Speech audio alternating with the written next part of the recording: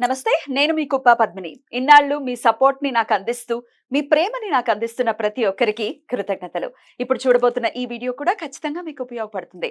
Like, share and subscribe చేసి మీ ఇష్టాన్ని, అలాగే మీ సపోర్ట్‌ని నాకందించండి. అలాగే ఈ వీడియో పట్ల మీ అభిప్రాయాన్ని కామెంట్ సెక్షన్‌లో కామెంట్ చేసి నాకు తెలియజేయండి. నమస్తే. నమస్తే. Welcome to our channel. నేను పద్మిని. ప్రస్తుతంతో పాటు ప్రముఖ ఆధ్యాత్మికవేత్త, ప్రముఖ న్యూమరాలజిస్ట్, లక్ష్మీ నరసింహస్వామి ఉపాసకురాలు శ్రీమతి స్రవంతి గారు మనతో పాటు ఉన్నారు. మాట్లాడదాం. నమస్తే అక్క. నమస్తే పద్మిని. అక్క, సమాధులకి మొక్కద్దు అంటూ కొన్ని సన్నాసి మాటలు వింటూ ఉంటాము. ఆశ్చర్యం అనిపిస్తుంది. అంటే పర్టికులర్ గా సెలెక్టివ్ అన్నమాట. చాలా సెలెక్టివ్ గా ఉంటారు. కొన్ని సమాధులను అయితే మొక్కకూడదు. ఇప్పుడు మరి సన్యాసాశ్రమంలో ఉన్న వాళ్ళని, ప్రత్యేకించి పీఠాధిపతులుగా ఉన్న వాళ్ళని ఖచ్చితంగా సమాధి చేస్తారు. సమాధి చేయకుండా ఉండరు కదా. ఇప్పుడు అరుణాచలంలో రమణులు సమాధి ఉంది అక్కడ కదా. తర్వాత అన్ని ఈ శారదా పీఠం వాళ్ళు గాని, సమాధి ఉంటుంది కదా. ఇక బాబా గారిది అయితే అసలు మొక్కకూడదు. అవధూతలను మొక్కకూడదు, సమాధులను మొక్కకూడదు, పక్క ద్రోవ పట్టిస్తున్నారు. ఇట్లాంటి వాటికి వాట్ ఈస్ యువర్ ఆన్సర్ అక్క? మీరు ఎప్పుడైనా దత్తాత్రేయ స్వామి గురించి గనక చదువుతుంటే, దత్తుడి గురించి మీరు తెలుసుకుంటూ ఉంటే గనక, ఆయన ఒక్కొక్కసారి అంటరాని వాడిగా, ఒక్కొక్కసారి అధమ జాతీయుడుగా కనిపిస్తారు. ఒక్కొక్కసారి ఎట్లా అంటే ఈయన దగ్గరికి వస్తే మనకి ఏం జరుగుతుంది, అసలు ఈయనేమన్నా మనకేమన్నా నేర్పిస్తాడు, మనకంటే దిగువగా ఉన్నాడు ఈయన, మనకి ఈయనేం చేస్తాడని చెప్పి ఋషులు సైతం ఆయనని గుర్తించక వెళ్ళిపోతారు అనమాట. అంటే దత్త సాంప్రదాయంలో ఏదైతే ఉంటుందంటే, భగవంతుడిని చూడగలుగుతున్నారా వీళ్ళు, ఇవన్నీ పక్కకి జరిపేసి, లేకపోతే విషయాలంకారాల మీద ఎక్కువగా ఆసక్తి ఉందా అనేది చూస్తారు. Main important. ఇంకోటి ఏంటంటే, అట్లా మీరు సమాధికి గనక దండం పెట్టుకోవద్దు అనుకుంటే, ఈ రోజు కంచి పరమాచార్య గారు కూడా కంచి కామకోటి పీఠంలోనే ఉన్నారు. అలాగే జయేంద్ర సరస్వతి స్వామి కూడా అలానే ఉన్నారు. పరమాచార్య గారు ఒకసారి ఒక పొలంకి వెళ్తూ ఉంటే, ఒక చోట ఒకటి తవ్వుతూ ఉంటారనమాట. తవ్వుతూ ఉంటే ఆయన ఆపమంటారు. ఆయనకేదో వాణి వినపడుతుంది, ఆపమంటారు. ఆపమని అక్కడ కూర్చొని ఆయన జపం చేసుకుంటారు, మెడిటేషన్ చేస్తారు. చేసినప్పుడు స్వామి అక్కడ కనపడతారు. ఆయన కూడా కంచి కామకోటి పీఠాధిపతులట. ఒకప్పుడు ఆయన అక్కడ సమాధి చేయడం జరిగిందంటే, ఈయన 68 ఆయన కదా, ఎక్కడో 11వ 12వ పీఠాధిపతి, నాకు సరిగ్గా గుర్తులేదు. అప్పుడు ఆయన అమ్మో ఆ స్థలం మాకు కావాలి అని చెప్పి కొంటారు. ఆయనది పునరుద్ధరిస్తారనమాట ఆ సమాధి. అంటే ఎక్కడైతే వాళ్ళ ఎనర్జీ అనేది ఎప్పుడు కావాలి అని అనుకుంటామో, వాళ్ళది తప్పకుండా సమాధి చేస్తారు. అంటే సాయిబాబా గారిది కూడా ఎనర్జీ ఎప్పటికప్పుడు కావాలి. కరెక్ట్. మీరు చూస్తే శ్రీపాద శ్రీవల్లభులదిను, అలాగే బాబా గారిది చూసుకుంటే, శ్రీపాద శ్రీవల్లభులు 16వ సంవత్సరం పీఠాపురం వదిలేసి, పిఠికాపురం అని వస్తుంది చదువుతుంది, పిఠాపురం అని వదిలేసి ఇక్కడ కురువపురం వచ్చారు. బాబా గారు కూడా మళ్ళీ 16 సంవత్సరాలప్పుడే ప్రకటితమయ్యారు. అవునా కదా. భిక్షకి ఇంపార్టెన్స్ ఇచ్చారు శ్రీపాద శ్రీవల్లభులు వారు. బాబా గారు ఆయన కూడా 5 ఇళ్లలో భిక్ష తీసుకునేవారు. ఈయన కూడా 5 ఇళ్లలో భిక్ష తీసుకునేవారు. ఎన్నెన్ని కోఇన్సిడెంట్ అనుకుంటా. చాలా శ్రీపాద శ్రీవల్లభుల జీవితంలో జరిగినవి, బాబా గారిది చాలా కోఇన్సిడెన్స్లు ఉంటాయి. మీరు చదివితే, ఎక్కిరాల భరద్వాజ్ మాస్టర్ గారు రచించిన గురుచరిత్ర చదివితే మీకు అర్థమవుతుంది.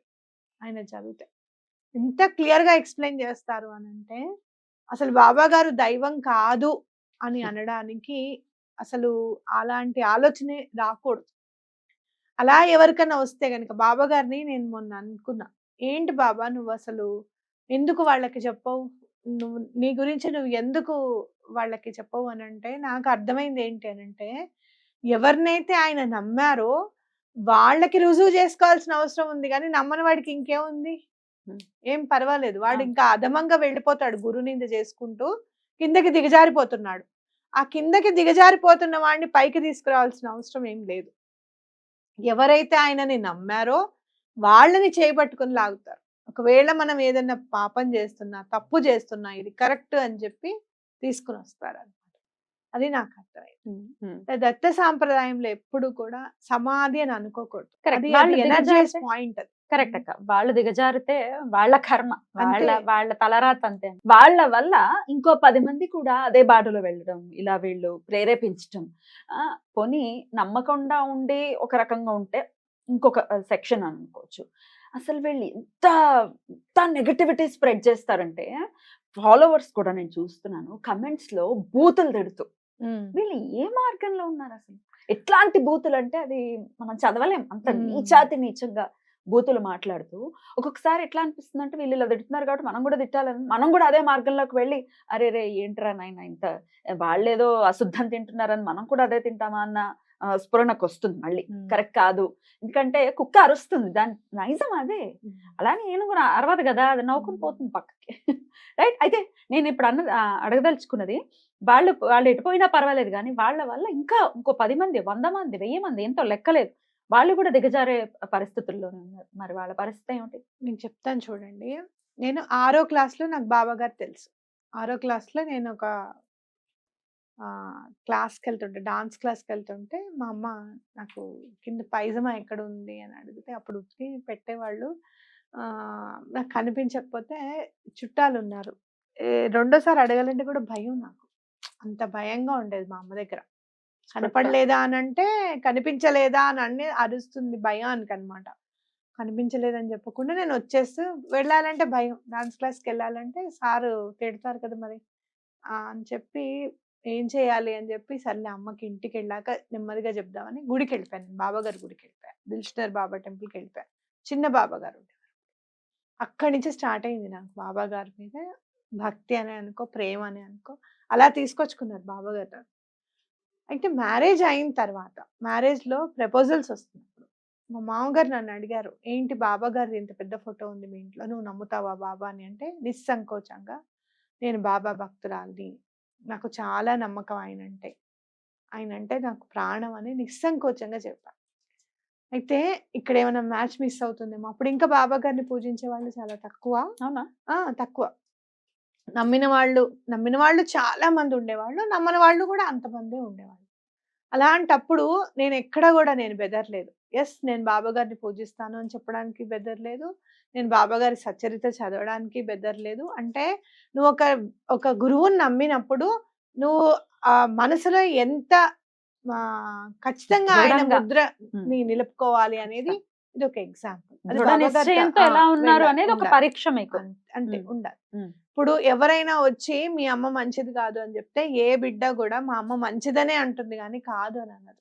మా అమ్మ చాలా మంచిది, ఏదో కోపంలో అట్లా అంటుంది కానీ అని చెప్పి. అలాగే నువ్వు నమ్మిన దైవం మీద, నువ్వు నమ్మిన గురువు మీద కూడా నీకు అలాంటి ప్రేమే ఉండాలి. ఇంకోళ్ళు ఎవరో చెప్పారు అని చెప్పి అది కాదండి అని వాళ్ళని వాళ్ళకి ఇదవ్వకూడదు. ఎన్నో సార్లు ఎన్నో టీవీ ఛానల్స్ డిబేట్స్ పెట్టాయి. బాబా గారు ఎవరు, బాబా గారు ఇది, బాబా గారు అసలు బాబా గారు కానే కాదు, అబ్దుల్ బాబా గారి ఫోటో అది, అసలు బాబా గారు అలా ఉండేవారు కాదు, ఇలాంటివి ఎన్నో డిబేట్స్ పెట్టారు. అలా డిబేట్స్ పెట్టినప్పుడు నేను అనుకున్నాను, వీళ్ళు ఎంత పాపం చేస్తున్నారు అసలు ఇలా వచ్చి మాట్లాడి. వీళ్ళకి ఎందుకు ఎలా ఉంటే ఒక సెట్ ఆఫ్ ఆడియన్స్, ఒక సెట్ ఆఫ్ పీపుల్ ఎవరైనా నమ్ముతున్నారు అంటే అది నమ్మకంగా వెళ్ళాలి. అవునా కదా? ఎవరైనా ఇంకోటి ఖచ్చితంగా గమనించండి మీరు.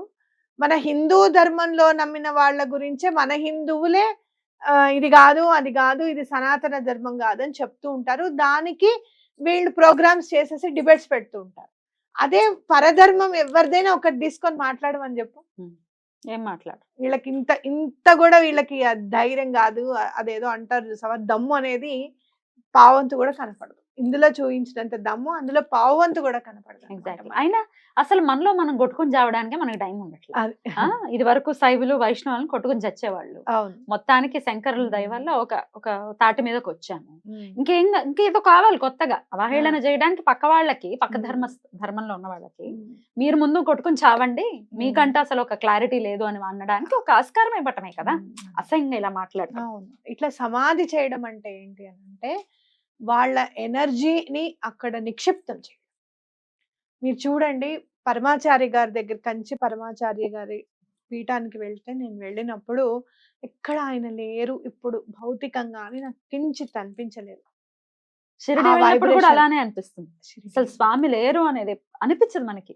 వైబ్రేషన్ అనేది ఏమి గుర్తుండదు లోపలికి వెళ్ళిపోయిన తర్వాత. ఆయనను చూస్తూ ఉంటే అలా చూస్తూనే ఉండాలనిపిస్తుంది. ఒక్కొక్కసారి ఆయన చేసిన మిరకిల్స్ తలుచుకుంటుంటే ఏడుపొచ్చేస్తదనమాట. స్వామి నీకు నేను ఏం చేశానని చెప్పి నువ్వు ఇంత చేస్తున్నావు నాకు. చే చేతులెత్తి దండం పెట్టడం, నువ్వు తప్ప ఇంకొక దిక్కు లేదు అని మొక్కినంత మాత్రమున ఇంత చేసావు గదా నాకు అని చెప్పి ఒక రకమైన అంటే గ్రాటిట్యూడ్ తో కూడిన కళ్ళనీళ్ళు అనుకోవచ్చు. ఆనంద బాష్పాలు అని అంటే ఆనందంతో వచ్చిన బాష్పాలు.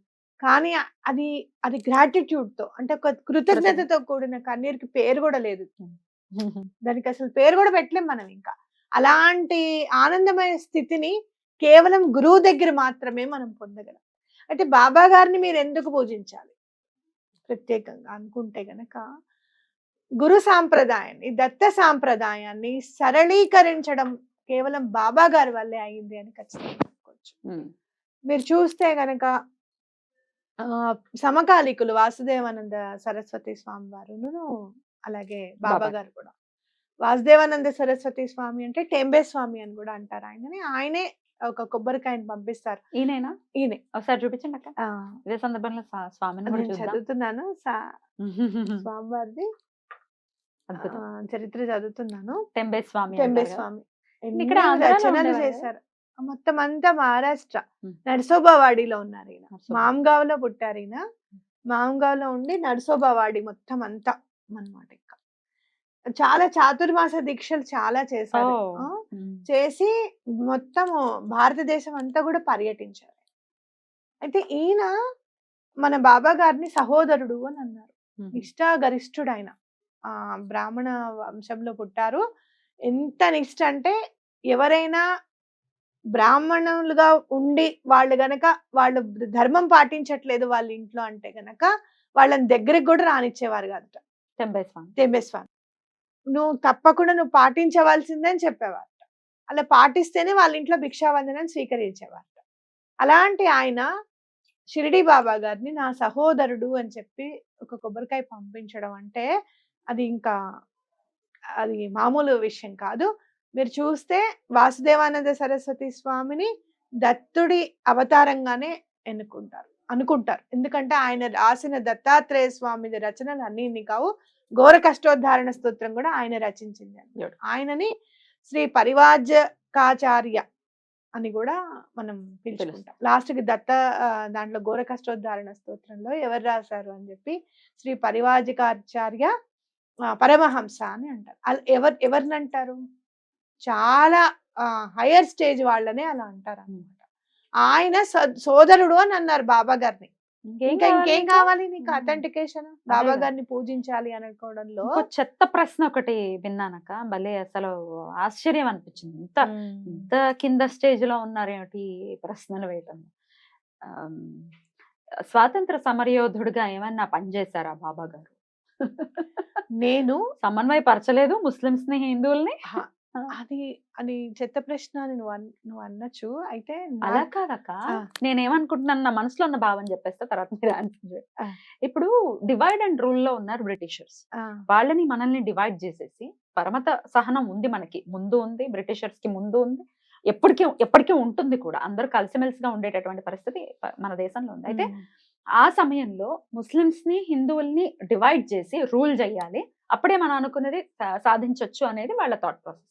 ముస్లింస్ ని హిందువుల్ని సమన్వయపరిచి ఒక తాటి మీద తీసుకొచ్చి మీరు సహోదరులలాగా ఉండాలి అని చెప్పి ముందుకు నడిపించి అందరినీ ఏకం చేసిన మరి విధానాన్ని స్వాతంత్ర అది ఫ్రీడమ్ ఫైటర్ గా మనము కన్సిడర్ చేయకూడదా? I don't understand. మనకి తప్పకుండా చెయ్యొచ్చు. ఇంకోటి కూడా, నేను చిన్నగా ఒక 18-19 years ఉంటాయి.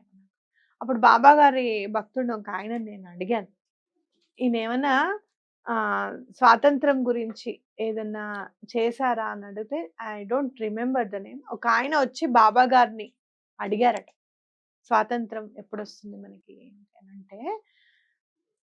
కొన్ని సార్లు ఏమవుతుందో చెప్పనా, జాతకం ఉంటుంది కదా, భూమికి కూడా జాతకం డెఫినెట్లీ.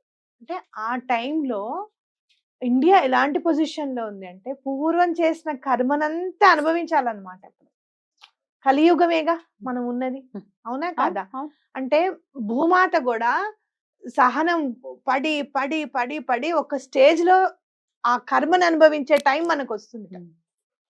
అదే మనము ఆ 150 ఇయర్స్ మనం అనుభవించిన క్షోభ, పరాయి వాళ్ళు వచ్చి మనని ఇన్వైట్ చేసి, పరమతస్తులు వచ్చి మనని ఇన్వైట్ చేయడము, అలాగే బ్రిటిషర్స్ వచ్చి మనని పరిపాలించడము అని అంటే ఆ పర్టికులర్ టైంలో ఆ భూమి భరించవలసిన టైం అనమాట, బ్యాడ్ టైం. మనకి జాతకంలో ఎలా అయితే బ్యాడ్ టైం ఉంటుందో భూమికి కూడా అట్లా ఉంటుంది. అలా క్షేత్రాలన్నీ కూడా ఎందుకు ఉంటాయి? బలానా క్షేత్రంలో బలానా పాజిటివ్ ఎనర్జీ చాలా ఉంది కాబట్టి గాణగాపురాన్ని ఎన్నుకున్నారు శ్రీ గురులు. పిఠాపురంలోనే పుట్టాలని ఎందుకు అనుకున్నారు శ్రీపాద శ్రీవల్లభులు? అక్కడ కరెక్ట్ గా ఆ టైంకి అంత మంచి పొజిషన్, ఆ పాజిటివ్ ఎనర్జీ ఉంది కాబట్టి అక్కడ కోరుకున్నారు. కాబట్టి ఎప్పుడైనా కూడా మీరు అనుకోదు, మనకి తెలీదు చరిత్రలో ఎక్కడా కూడా సాయిబాబా గారి చరిత్రలో రాయినంత మాత్రాన ఆయన కృషి చేశారా లేదా అనేది తెలీదు. కానీ ఖచ్చితంగా ఆయనకి మాత్రం ఒక విద్యుక్తంగా ఈ టైం వరకు ఇది వచ్చేస్తుంది, స్వాతంత్రం వస్తుంది అని మాత్రం ఖచ్చితంగా చెప్పుకోవచ్చు. మీరు గమనిస్తే దత్త సాంప్రదాయంలో పుట్టిన గురువులందరూ కూడా 1800 నుంచి 1930s లోపల ఉన్న వాళ్ళందరూ చాలా మంది ఉన్నారు. గజానన్ మహారాజ్ ఉన్నారు, అలాగే అక్కల్కోట్ మహారాజ్ ఉన్నారు, అలాగే షిరిడి సాయిబాబా గారు ఉన్నారు, వాసుదేవానంద సరస్వతి స్వామి ఉన్నారు, రమణులు ఉన్నారు, అలాగే మన పరమాచార్య గారు ఉన్నారు. ఆయన స్వాతంత్రం వచ్చిన తర్వాత కూడా ఆయన ఎప్పుడు కావాలనుకుంటే అప్పుడు వదిలేయచ్చు ప్రాణాన్ని. కానీ ఆయన ఎంతవరకు ఉద్ధరించాలో దేశాన్ని గాని మనుషుల్ని గాని అంతవరకు ఉద్ధరించి ఆయన తనువు చాలించారు. కాబట్టి ఇదంతా ఏంటంటే ఆ టైంని క్లెన్స్ చేయడానికే దత్త సాంప్రదాయంలో గురువులందరూ కూడా ఆ టైంలో పుట్టారు అనేది నాకు అందిన. మనకి ఎంతమంది తెలుసు పరమాచార్య గారిని గాంధీజీ గారు కలిశారు అని తెలీదు మనకి, అవునా? అలా మనకి తెలియని విషయాలు ఎన్నో జరిగి ఉంటాయి. కరెక్ట్. అయినా అందరం కలిసిమెలిసి ఉండాలి ఎండ్ ఆఫ్ ది డే కదా. అయితే ఒకటి మాత్రం వాస్తవం, ఒక ఆయన బాబా గారిని చూడడానికి వస్తారు, బ్రిటిషరు, పెద్దవాడు అనమాట చాలా. ఆయనకు మాత్రం ఈయన దర్శనం ఇవ్వలేదు. అలాగే ఫోటో తీసుకుంటాను అని అంటే ఫోటో ఆయన ఒప్పుకుంటేనే ఫోటో తీసుకోవాలన్నమాట. అలా ఏం లేదని ఫోటో తీస్తే అసలు కనిపించవారు. అట్లా మనకి ఎన్నో తార్కాణాలు ఉన్నాయి. బాబా గారు దత్తుడే, ఆయన దత్తావతారమే అని చెప్పడానికి బోలెడు ఉన్నాయి. నిస్సందేహంగా ఎలాంటి ఎవరు ఎలా ప్రేరేపించినా మీరు మాత్రం దృఢ నిశ్చయంతో ఉండాలి.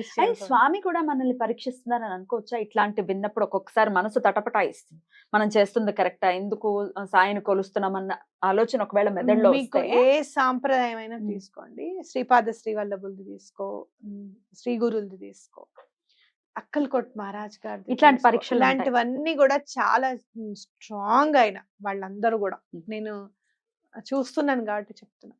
బాబా గారు చాలా ఈజీ, ఆయనని తొందరగా అనుగ్రహం పొందడానికి మాత్రం షిరిడి బాబా గారు అన్నంత ఈజీ ఇంకొకటి లేదు పద్మిని. చాలా ఈజీ ఉండరు. అలా అప్పుడు ఏంటంటే మీరు ఆ బాబా గారిని అంటే దత్త సాంప్రదాయంలో అయ్యో వీళ్ళు ఇంకా ఈజీగా ఉండాలి, మనం అనుగ్రహం తొందరగా ఇవ్వాలి అని చెప్పి స్వామి మనకి ఉన్నారని చెప్పి ఖచ్చితంగా చెప్పుకోవచ్చు. రైట్, అద్భుతం అక్క. డెఫినెట్ గా నిస్సందేహంగా మనం ఖచ్చితంగా స్వామిని కొలుచుకోవచ్చు. అక్కడ 4 పూటలు కూడా షిరిడీలో మనం చూసుకుంటాం, అసలు ఏ సాయి గుళ్ళో అయినా హారతులు ఇవ్వటం కానీ, రుద్రంతో స్వామికి అభిషేకం జరగటం కానీ, అంతా ఎంత వైదిక క్రతువులు ఎంత అద్భుతంగా జరుగుతాయి షిరిడీలో. అయితే 2 కళ్ళు సరిపోవు అలాగా అవి చూస్తూ ఉంటే. అన్న గురు చరిత్ర చదువుతుంటే కూడా అసలు రుద్రము అంటే చాలా ఇష్టంట శ్రీ గురులకి. అవునా? అందుకే రుద్రాభిషేకం అని చెప్పి మనం అక్కడ చేస్తాను, చూసావా? సంకల్పం తీసుకొని మా కోరిక నెరవేరాలని చెప్పి అక్కడ కూడా శివుడికే చేస్తారు, చూసావా? అట్లా అన్నమాట. అలానే స్వామి ఎప్పుడు కూడా శివుడికి అభేదము అని త్రిపుండ్రాకారము ఆ భక్తుడే వచ్చి రాస్తాడనమాట బాబా గారికి. వాళ్ళ గురువు కనపడతారు, ఎంత మందికి వాళ్ళ గురువులు డైరెక్ట్ గా కనపడ్డారు. అక్కల్కోట్ మహారాజ్ గారు కూడా నేను ఇప్పుడు అక్కడ ఉన్నాను, నువ్వు ఇంత దూరం రానవసరం లేదు, నువ్వు షిరిడీకి వెళ్ళి నేను షిరిడీలో నీకు దర్శనం ఇస్తానని చెప్తారు భక్తుడికి. ఇట్లా ఎన్నో ఉన్నాయి ఎన్నో పద్మిని. ఉన్నాయి. మీరు ఉమ్. నిస్సంకోచంగా అట్లాంటి వీడియోలు అసలు బ్లాక్ చేసి పడి ఆ, నన్ను అడిగితే. అసలు ఎందుకంటే ఒక్కటి గుర్తు పెట్టుకోండి, మనసుని ఫస్ట్ బాధ మనం పెడతాయి. గుర్తు పెట్టుకోవాల్సింది ఏంటి అంటే మన మనసులో సంకల్పం. మన అమ్మా నాన్న అని మనం ఎలా అనుకుంటామో మన గురువు మన దైవం అని కూడా మనం అట్లా అనుకోవాలి. ఒకటి. రెండు, ఇష్టం లేదు ఎప్పుడైనా గుర్తు పెట్టుకోండి, ఎవరికైనా ఏదైనా ఇష్టం లేకపోతే దాని గురించి మాట్లాడరు, మీ మంచి కోరే వాళ్ళైతే. ఇట్లా హింసించే అంతేగాని ఇట్లా మాటలతో. గురునింద చేశారనుకో, వాళ్ళు చేసిన పాపమే కాక విన్న పాపం కూడా కలుగుతుంది. మనం వినకుండా ఉండాలి. విన end వి- of ఆ- the- ఆ- అలా ఇంకోళ్ళ చేత పాపం ఎందుకు చేయిస్తారు? ఉమ్. వాళ్ళు మంచి వాళ్ళైతే, వాళ్ళకి కరెక్ట్ గా ఒక జ్ఞానం అనేది ఉంటే, నేను ఇలా చేస్తూ ఉంటే వాళ్ళు వింటే వాళ్ళకు కూడా పాపమే కదా, తప్పు, నేను ఇలా చేయకూడదు అనేది స్పృహ ఉంటుంది. అసలు అంత దాకా అవునా ఎందుకక్క? కదా? మనసు ఉమ్. హర్ట్ అవుతుందన్న ఇంగిత జ్ఞానం లేదు. ఆ. ఇప్పుడు మనం అంటే మాట్లాడగలుగుతున్నాం, కొంతమంది మాట్లాడలేరు. వాళ్ళలో వాళ్ళు బా- ఖచ్చితంగా కుమిలిపోతారు. బాధపడతారు. నేనైతే చాలా బాధపడతాను బాబా ఉమ్. గారిని అంటే. నేను ఎట్లా కూడా. సమాధానం చెప్పాలి వీళ్ళకి, అసలు వీళ్ళకి ఎట్లాగా. నేను బాబా గారిని మొన్న అడిగితే నాకు వెంటనే ఆయన ఆన్సర్ వెంటనే నాకు వచ్చేసింది అనమాట. ఓ, నన్ను పట్టించుకున్న వాళ్ళ గురించి నేను పట్టించుకుంటా గానీ, నేనంటే ఇష్టం లేని వాళ్ళ గురించి నాకెందుకు? అంతే కదా, కరెక్టే కదా. అంతే. కరెక్ట్ గా చెప్పారు అని అనుకున్నాను. మనం చక్కగా గురువారం కూడా తప్పకుండా ఒక సమావేశం లాగా అయి గురు చరిత్ర ఖచ్చితంగా. పారాయణము, అలాగే బాబా గారి చరిత్ర, ఒక గురువారం ఏమో గురు చరిత్ర పారాయణం పెట్టుకోవచ్చు, ఒక గురువారం ఏమో బాబా గారి పారాయణ కూడా పెట్టుకోవచ్చు. దగ్గరగా ఏర్పాటు చేసుకుంటే ఒక సాయి బంధువులందరూ ఒక దగ్గరికి చేరితే దూరమైనా కూడా రావడానికి అవకాశం ఉంటుంది. ఫస్ట్ దగ్గరలో ఏర్పాటు చేస్తాం. తర్వాత వేరే ఊర్లకు కూడా వెళ్దాము. బట్ దెన్ ఇప్పుడు మరికొద్ది రోజుల్లో నేను ప్రోగ్రామ్ ప్లాన్ చేసి అనౌన్స్ చేస్తాము. అందరం కలుద్దాం. రైట్ అక్క, thank you so very much అక్క. నమస్తే.